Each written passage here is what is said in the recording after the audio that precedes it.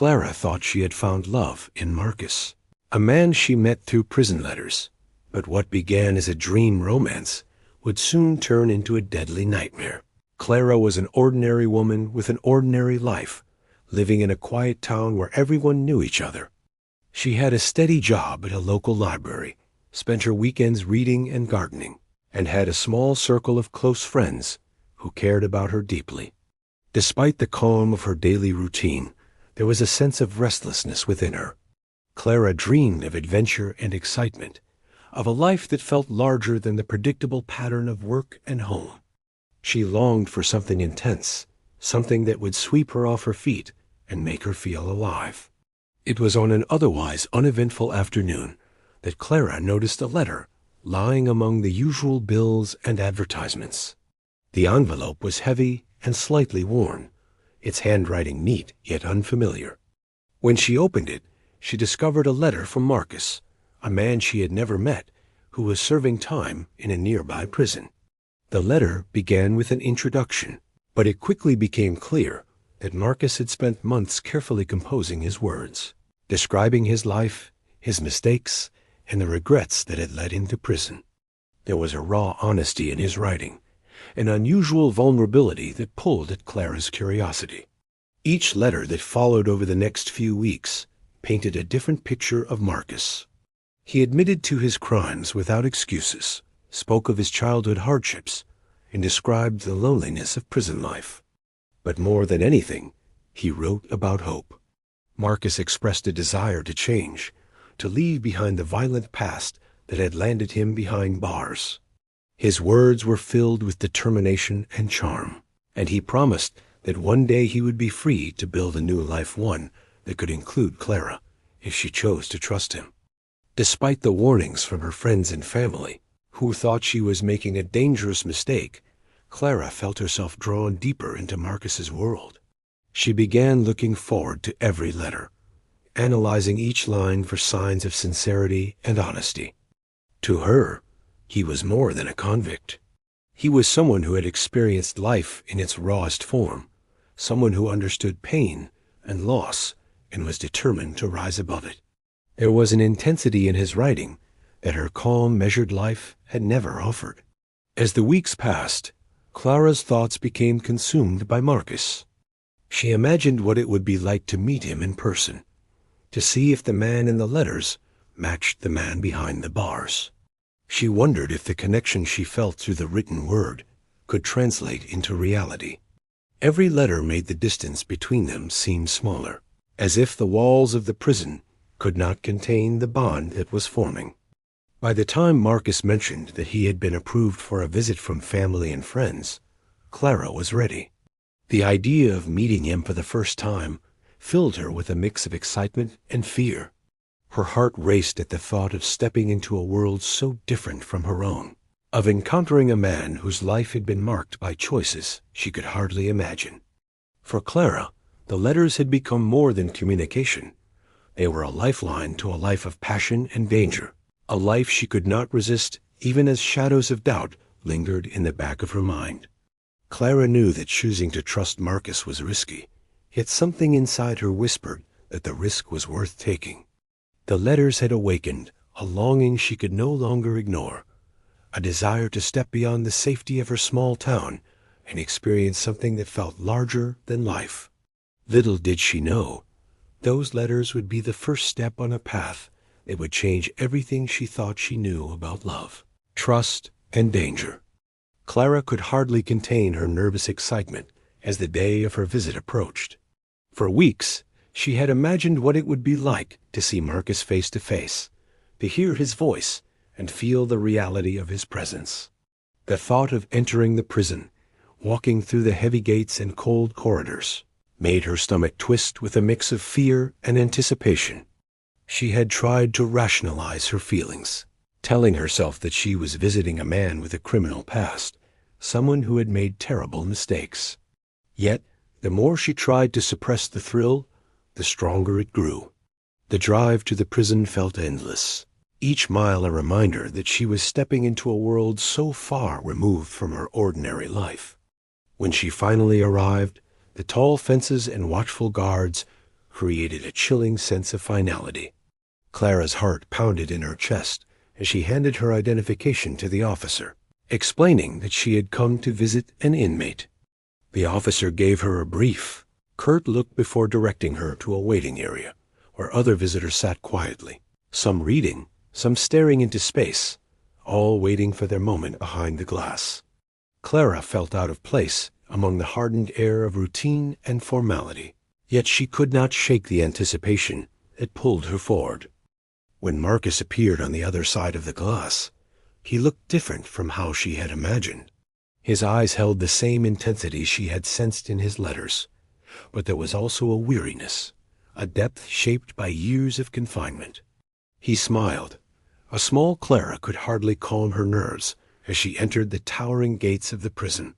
The building loomed over her like a fortress, its gray walls and high fences giving off a cold, unwelcoming aura.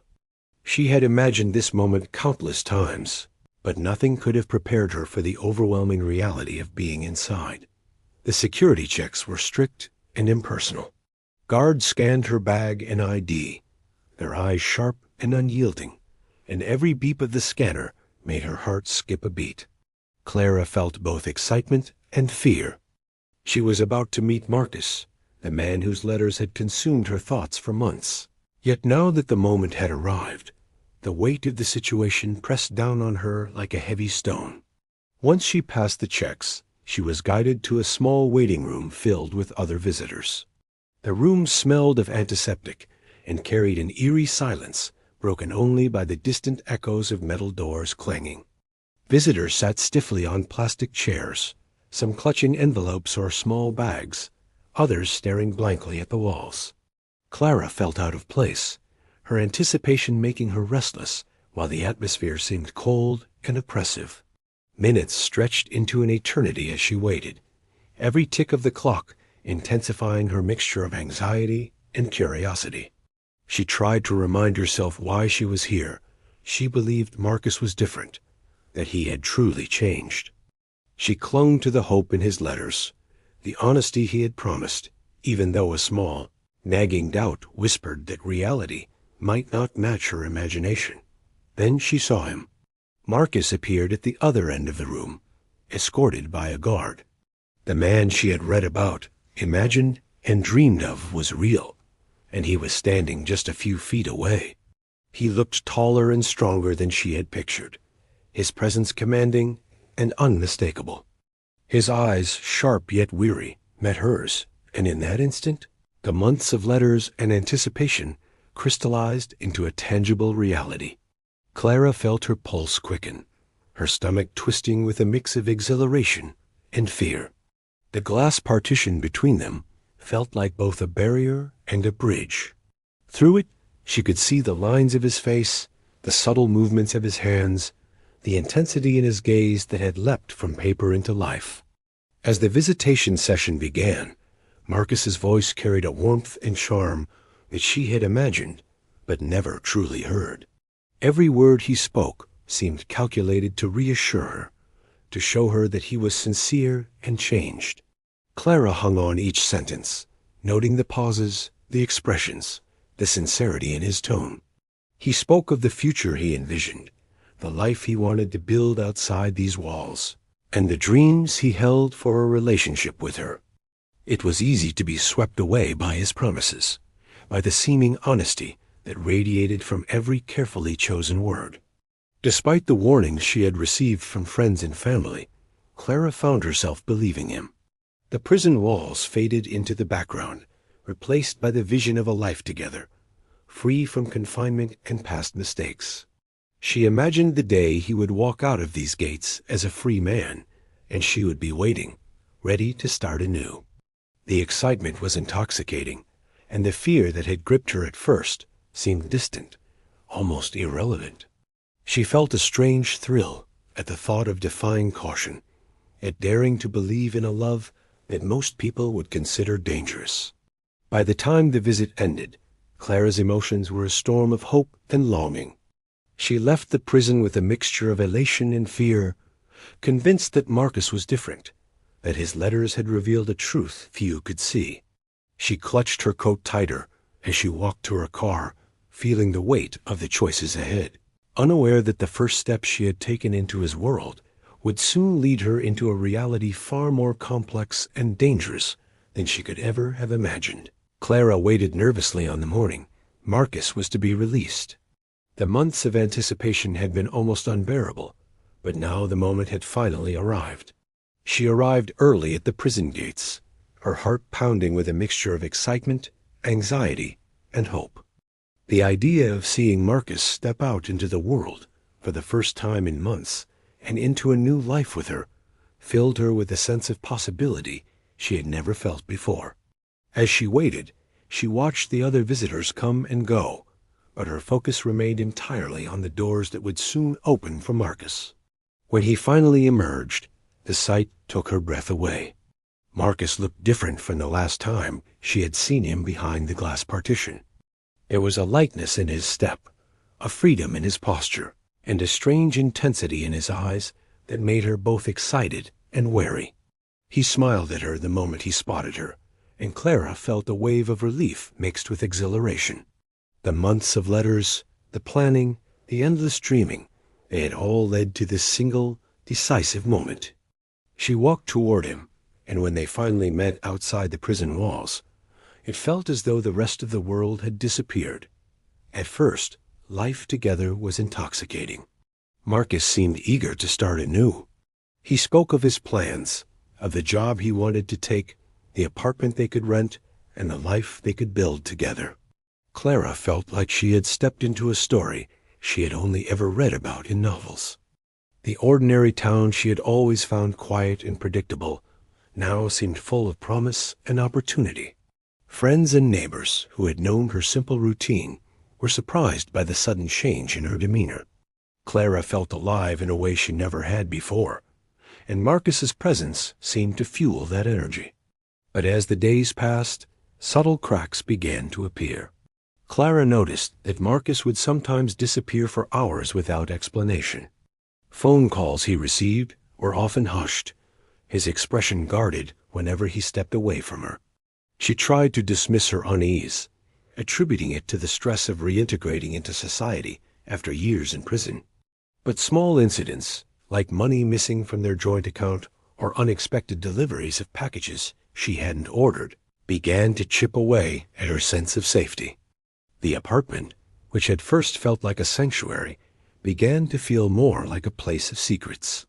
Despite these warning signs, Clara remained determined to see the good in Marcus. She clung to the vision he had painted in his letters, the promises he had made about leaving the past behind. Every smile, every gesture of affection, seemed to reinforce her belief that he had truly changed. She wanted to trust him, to believe that love could overcome any obstacle. Yet the unease she felt at the back of her mind refused to disappear entirely, like a shadow she could not shake. As the weeks turned into months, Clara found herself caught between hope and fear. She became increasingly vigilant, watching Marcus carefully, questioning the truth of every word, every action. The intensity of her emotions mirrored the intensity of their connection. It was a bond that seemed impossible to break, yet carried with it an unspoken danger. Clara's life had transformed overnight, but she could not have imagined that the man she had chosen to trust and love was a catalyst for events that would soon spiral out of control, leading her into a darkness from which there might be no escape. At first, Clara tried to ignore the uneasy feeling gnawing at her. She told herself that adjusting to life outside prison was difficult for Marcus, that the past weighed heavily on him, and that his odd behavior was part of a necessary transition. But the signs became impossible to dismiss. Small things that once seemed insignificant began to stack up, creating a pattern she could no longer overlook. Friends noticed that Marcus would snap at her over minor mistakes or sudden noises, his temper unpredictable and sharp. Clara excused it, thinking stress or frustration, but deep inside, a cold fear was beginning to creep in. It started with the phone calls. Marcus would step out of the room, speaking in hushed tones, his face shadowed with tension. Clara tried to peek at the caller ID, hoping for some ordinary explanation, but the numbers were often unfamiliar, sometimes blocked, leaving her with only questions. When she asked casually about these calls, Marcus's answers were vague, dismissive, and sometimes laced with irritation. Clara wanted to believe him, but an unease had taken root that she could not shake. Every glance, every furtive movement, seemed to carry a hidden message she could not decipher. Then came the financial irregularities. Money started disappearing from their joint account. At first, it was small amounts, easy to attribute to mistakes or pending payments. But the withdrawals grew larger, often without explanation. Clara confronted him cautiously, trying not to ignite his temper, but Marcus waved her concerns aside with a practiced charm that masked a growing tension. He assured her that everything was fine, that there were bills she didn't understand, or that he was handling some matters she didn't need to worry about. Clara wanted to believe him, but the sinking feeling in her chest only grew heavier. Even their social life began to show cracks. Friends noticed that Marcus seemed increasingly secretive when others were around. He avoided gatherings, refused invitations, and would often vanish for hours without a word. Clara, once so confident in her choice to trust him, began to feel a growing isolation. She was drawn deeper into Marcus's world, a world filled with shadows and unexplained absences. The apartment, once a cozy refuge, began to feel like a cage. Clara would sometimes hear noises at night doors, closing softly, footsteps she couldn't identify, objects slightly moved from where she remembered leaving them. Her imagination ran wild, yet every instinct told her that something was very wrong. Despite all of this, Clara tried to rationalize the danger. She told herself that Marcus loved her, that he had truly changed, and that she was overreacting. But the small betrayals and secrets mounted, each one a thread unraveling the delicate fabric of trust they had built. Clara's hope began to clash with a rising terror, creating an internal war she could not resolve. Every day became a careful dance of observation, questioning, and cautious trust. The life she had once dreamed of with Marcus now seemed precarious, a fragile illusion, teetering on the edge of collapse. As Clara lay awake at night, staring at the ceiling, she began to understand that the man she had chosen from prison was not just complicated or troubled. He was hiding parts of himself that she might never fully understand. And somewhere deep inside, a chilling realization took hold. The person she had brought into her life might not just disrupt her world, he might destroy it entirely. Clara had begun to notice a tension in the air that she could no longer ignore. Every day felt heavier, as if the apartment itself had absorbed Marcus's secrets and dark moods. She tried to carry on with her routines, going to work, meeting friends, running errands, but there was always an underlying fear, a sense that something unseen was waiting just beyond her awareness. It was during one of these ordinary days that a stranger appeared, a man whose presence unsettled her more than she could immediately explain. He approached her outside a small cafe where she had gone to get a coffee. His eyes were sharp, calculating, and filled with an urgency that made Clara instinctively step back. He spoke quickly, warning her that Marcus was dangerous, that the life he had presented to her was a carefully constructed illusion. Clara's first reaction was disbelief. She had defended Marcus so fiercely in her mind, convinced that the man she had chosen was reformed and trustworthy. Yet the stranger's words planted seeds of doubt, whispering that perhaps the letters, the charm, and the promises were all part of a calculated deception. The man told her things she could not immediately verify, details about Marcus's past that he had never shared in his letters. He spoke of people Marcus had associated with in prison, of threats and unresolved conflicts, of incidents that Clara had assumed were behind him. She felt a chill as she listened, a cold knot of fear tightening in her stomach.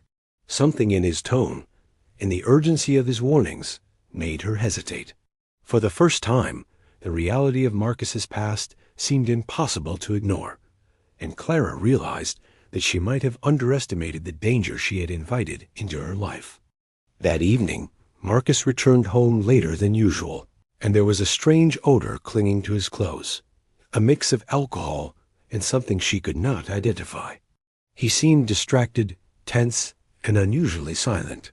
Clara tried to appear casual, forcing herself to speak about ordinary things, but the atmosphere was thick with unspoken tension. Every movement Marcus made, every glance he cast her way, carried an intensity she could not read. Clara's mind raced with questions, but she forced herself to maintain composure. She did not want to alarm him or provoke a reaction that could put her in immediate danger. The apartment, which had once felt like a haven, now seemed suffocating. The walls that had protected her from the outside world now felt like they were closing in, hiding secrets that were slowly revealing themselves. Clara couldn't shake the feeling that she was being watched, that every step she took was being calculated and judged. The letters that had once promised love and redemption now seemed like a distant dream, overshadowed by the cold reality of the man sitting silently across from her. As the night wore on, Clara realized that she could no longer ignore the warnings, whether from the stranger or from her own instincts. Something was deeply wrong, and the life she had imagined with Marcus was slipping further from her grasp. Fear and hope collided within her, leaving her paralyzed between the desire to believe and the need to survive. She knew that the choices she made in the coming days would determine whether she could escape the shadows closing around her or whether she would be consumed by them entirely. Clara had begun to see the cracks in Marcus's carefully constructed facade, and the unease that had haunted her for weeks intensified into a gnawing fear she could no longer ignore. One evening, after Marcus had gone out for what he said was a meeting with a friend from work, Clara began to search their apartment. It was a cautious exploration, a silent attempt to uncover what he was hiding without drawing attention to herself. What she found shattered any remaining illusions she had held about him. In a hidden compartment behind a loose panel in the bedroom closet, Clara discovered stacks of cash, neatly bundled but unaccounted for. Alongside it were several small, sharp weapons she had never noticed before. Panic rose in her chest as she realized the implications. Marcus had been living a lie, carefully concealing a dangerous side of his life that he had never mentioned. The letters, the charm, the promises of a new beginning, they were all a mask, concealing a man capable of far more than she had imagined. The fear she felt was not just about betrayal. It was about survival. Clara spent that night lying awake, the evidence before her, her mind racing with thoughts and possibilities. She understood that leaving Marcus would not be simple. He was unpredictable, and the volatility she had glimpsed before now seemed magnified by the secrecy and danger surrounding him. She could not trust that he would allow her to walk away freely. Yet staying felt equally impossible, a slow surrender to a life that could cost her everything. Every instinct screamed that she needed a plan, a way to escape the trap she had willingly walked into. Over the following days, Clara began quietly reaching out for help. She contacted authorities indirectly, seeking guidance on how to protect herself without alerting Marcus. Every action had to be cautious, measured, careful. Even a small mistake could tip him off and provoke a reaction she might not survive. Clara's anxiety grew with each passing hour, but it was tempered by a resolve she had never known. For the first time in her life, survival became more important than hope, more important than love, more important than the fantasy she had once clung to. Meanwhile, Marcus's behavior became increasingly erratic. He sensed a shift in her demeanor, a subtle distance she could not disguise. His charm remained, but there was now an edge of suspicion in his eyes, a tension in his movements. Clara could feel it, like a predator detecting hesitation in its prey. Every interaction became a test, every word weighed and measured. She could no longer rely on his promises or reassurances. The man she had once trusted was now a source of constant danger. Despite the fear, Clara's determination hardened. She began planning her escape in secret, identifying safe places she could go, people she could trust, and ways to leave without drawing attention. She rehearsed every step in her mind, imagining the risks and preparing for the worst. The apartment that had once felt like a home had become a cage, and every hour she spent there reinforced the urgency of her situation. By the end of the week, Clara knew the moment to act was near. She could no longer delay, no longer pretend the danger wasn't real. The realization settled over her like ice. The life she had chosen, the man she had believed she could trust, had brought her to the brink. And now, with the truth fully revealed, every decision she made could mean the difference between life and death. The morning Clara disappeared began like any other, but by the afternoon, the ordinary rhythm of her life had been shattered. Neighbors noticed her car still parked in front of the apartment, the door unlocked and lights left on as if she had stepped out for a moment and never returned. Panic began to creep into the quiet building, spreading among friends and coworkers who had grown used to her steady, predictable presence. Calls to her phone went unanswered, and messages were met with silence. Clara, who had once carefully planned her every step, seemed to have vanished without a trace. Her apartment, once a sanctuary, told a story of sudden abandonment. Personal belongings were left behind her wallet, a few pieces of clothing, and a diary she had maintained quietly over the months. Nothing appeared stolen, except for small amounts of cash that she occasionally kept in a hidden spot. And yet the hidden compartment with Marcus's weapons and larger bundles of cash remained untouched. It was as if Clara had made a deliberate effort to leave quietly, aware that she could not confront Marcus directly. The scene struck investigators as both mysterious and deliberate, a puzzle that seemed to hint at fear and forethought in equal measure. The police were called, and the investigation began immediately.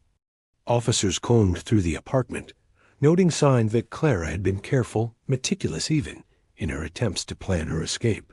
Surveillance cameras in the surrounding area were checked, witnesses questioned, and neighbors interviewed.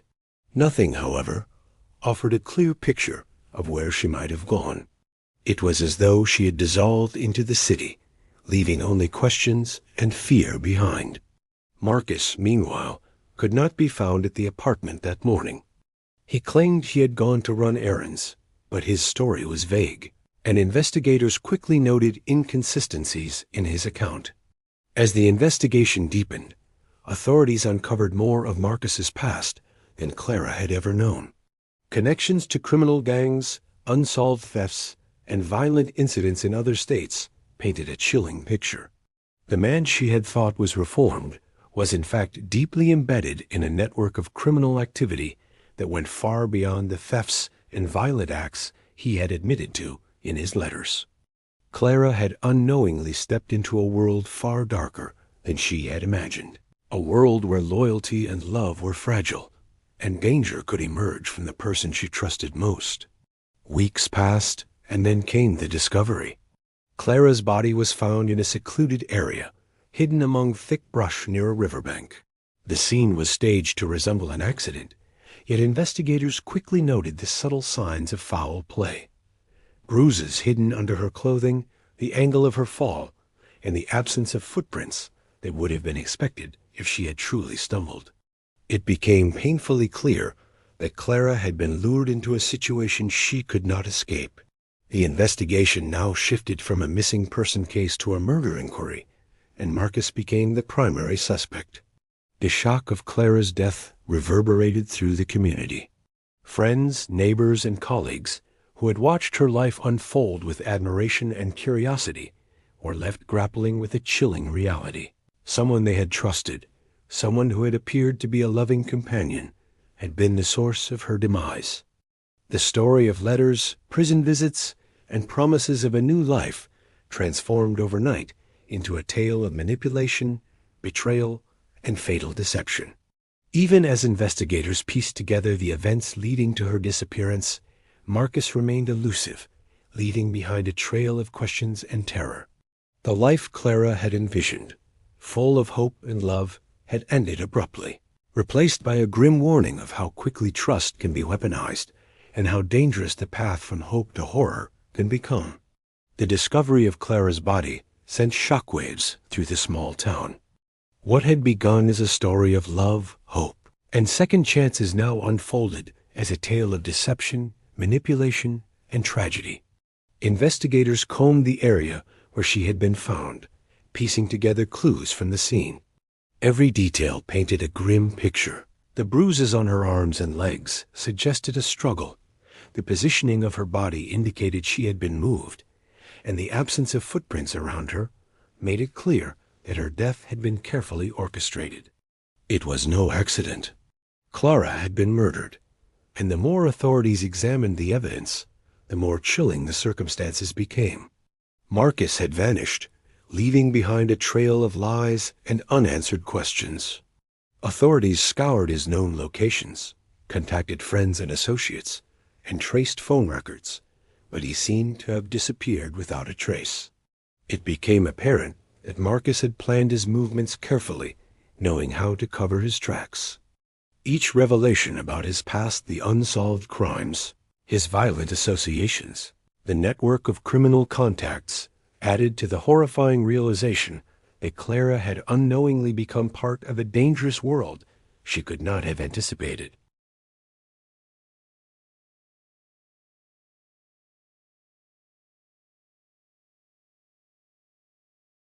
The charming letters that had drawn Clara into his world were not the result of remorse or honesty, but calculated manipulation.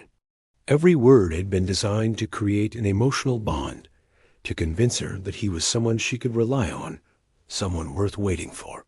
His promises of a new life were part of an intricate web meant to lull her into a false sense of security, ensuring that she would act in ways that ultimately placed her in danger. Clara had been careful, cautious, and observant, yet the truth was far more dangerous than she had ever imagined. Community members struggled to reconcile the image of Marcus they had seen in Clara, social media posts and letters, with the man revealed by the investigation. How could someone appear so loving and reformed while hiding such a dark reality? The contrast was unsettling, and it underscored a terrifying lesson. Appearances could be deadly, and charm could mask danger. People who had admired Clara for her courage and devotion now grieved her for falling victim to manipulation and deceit. Even after weeks of intensive searches, Marcus remained at large, a phantom moving through the shadows, a man who had controlled the narrative of Clara's life and death from the very beginning. Authorities warned that he was likely still dangerous, capable of repeating the patterns of control, deceit, and violence that had claimed Clara's life. The sense of justice was incomplete, and the mystery of his whereabouts only deepened the fear that lingered in the minds of those who knew Clara. Clara's story, once a tale of love overcoming barriers, had transformed into a cautionary account of trust and its consequences. It was a stark reminder that the desire to believe in someone's redemption, however sincere it may feel, could blind even the most perceptive to the danger that lurked beneath the surface. The letters that had once offered hope now served as a haunting echo, a record of a life cut tragically short by deception. In the end, Clara's life became a chilling warning. Trust can be deadly, love can be manipulated, and the world behind closed doors may conceal horrors unimaginable. Her story left the community unsettled, her fate a haunting reminder that the most dangerous people are often those who seem the most trustworthy, and that even the strongest instincts cannot always protect against calculated evil.